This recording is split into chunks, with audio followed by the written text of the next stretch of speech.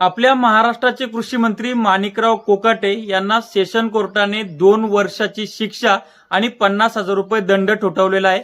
याचं कारण असं आहे की 1995-97 मध्ये कागदपत्रांची अफरातफर करून सरकारी घर मिळवलं, त्यामुळे पदाचा गैरवापर केल्यामुळे त्यांना 2 वर्षाची शिक्षा ठोठावण्यात आलेली आहे। त्यामुळे त्यांचं आता आमदारकी आणि कृषी मंत्रीपद धोक्यात आलेलं आहे।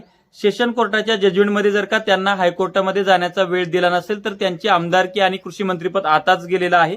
जर कोर्टाने वेळ दिला असेल तर कोर्टाने त्यांचं म्हणणं जर ऐकलं नाही तरी सुद्धा त्यांचं मंत्रीपद जाणार आहे आणि जर कोर्टाने त्यांचं म्हणणं ऐकलं तर त्या ठिकाणी स्टे मिळू शकतो। परंतु जर सेशन कोर्टाने त्या ठिकाणी वेळच दिला नसेल तर त्यांना थेट सुप्रीम कोर्टामध्ये जावं लागेल। जर सुप्रीम कोर्टाने त्यांची अपील ऐकून घेतली तर त्यांना त्या ठिकाणी स्टे मिळेल, अन्यथा सुप्रीम कोर्ट सुद्धा तोच निकाल कंटिन्यू करू शकतं आणि माणिकराव कोकाटेंचं कृषी मंत्रीपद जाऊ शकतं। आदरणीय मुख्यमंत्री महोदयांना विनंती आहे की चांगला कृषी मंत्री आम्हाला द्या।